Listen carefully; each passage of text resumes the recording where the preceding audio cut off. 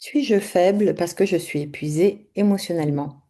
Je suis Leslie Lombard, psychologue clinicienne et formatrice depuis un peu plus de 25 ans auprès des professionnels de la santé et de l'accompagnement à domicile.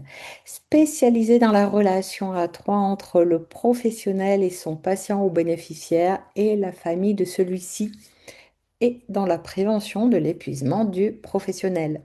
Je suis également la fondatrice du site psylearn.fr. Suis-je faible parce que je suis épuisée émotionnellement? Cette capsule, en effet, est là pour vous accompagner quand vous ressentez de la culpabilité à être épuisé émotionnellement et durant laquelle, eh bien, vous pouvez ne pas trouver d'issue et que vous vous dépréciez encore et toujours, et donc pour vous permettre d'en sortir. Alors, cette fatigue émotionnelle, c'est une forme de surcharge émotionnelle qui est fréquente chez les professionnels et de la santé et de l'accompagnement à domicile.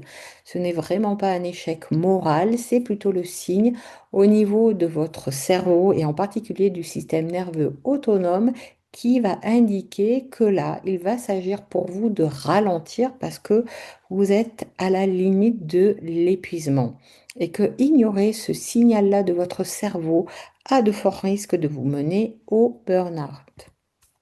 Voici la vignette de une ancienne cliente que j'avais qui à l'époque, eh bien, Mademoiselle K avait 36 ans et était infirmière libérale et rentrait très régulièrement épuisée de son travail puisque dans notre département, avec les routes et la situation géographique qu'il en est, elle pouvait des fois avoir de très nombreuses heures de travail. Alors certes, elle faisait très bien un chiffre d'affaires chaque mois avec une très bonne qualité de vie financière et matérielle. Cependant, émotionnellement et même physiquement, elle revenait au bout d'un moment épuisée de ses tournées.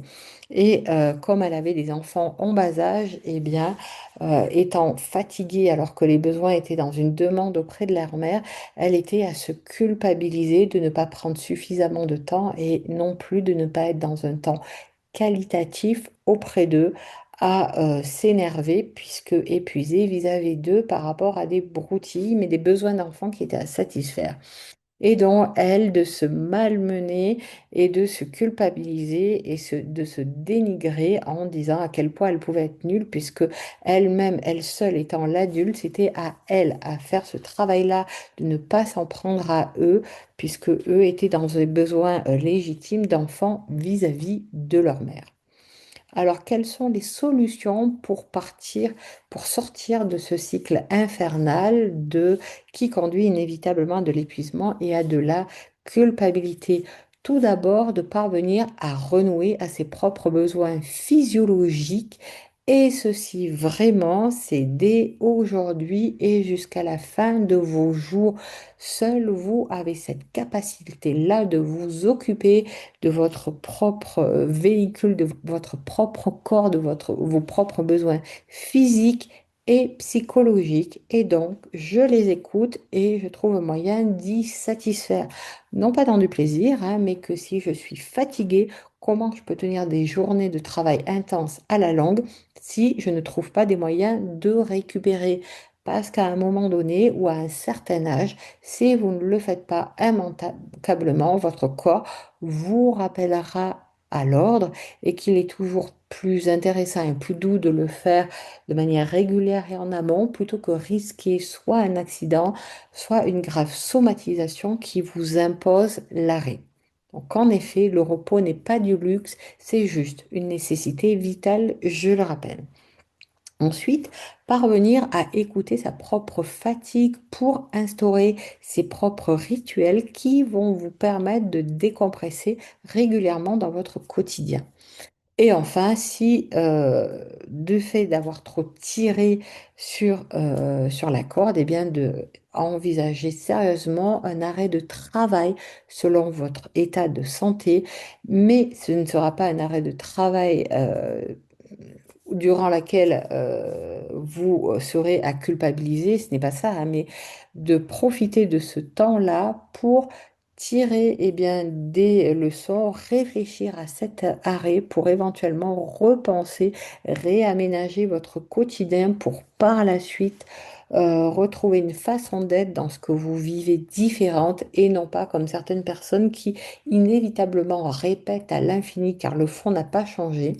Donc c'est pas ce que je vous dis, hein, de vous arrêter pour vous arrêter, mais pourquoi pas s'arrêter? Alors après, qu'est-ce que je fais de ma vie et comment j'instaure une nouvelle façon de vivre pour arrêter cet épuisement-là, physique et émotionnel. Alors, action. Dès la semaine prochaine, je vous propose dans chacune de vos journées de travail, soit vous bloquez dans votre agenda et vous faites grâce au téléphone moderne des alertes qui vous le rappellent ces temps, ces bulles de respiration dans votre semaine. Vous y réfléchissez en amont pour les mettre à des heures adaptées et qui soient réalisables pour surtout les mettre en place et les respecter.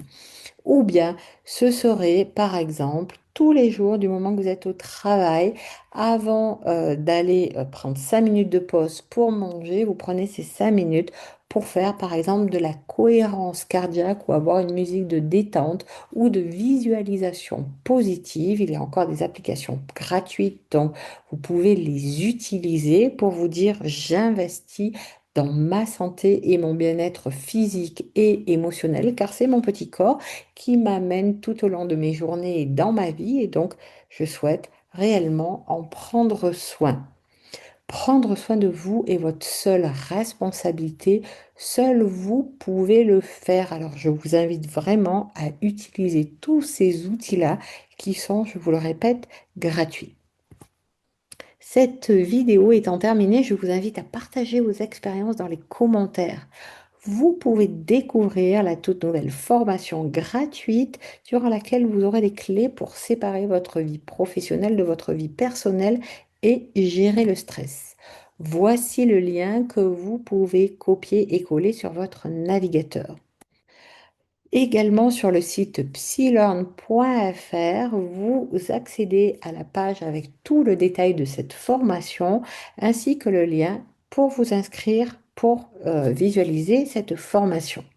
Enfin, si vous avez apprécié cette vidéo, vous pouvez la partager, mettre un pouce vers le haut et vous abonner à ma chaîne. Alors, à très vite pour de prochaines vidéos.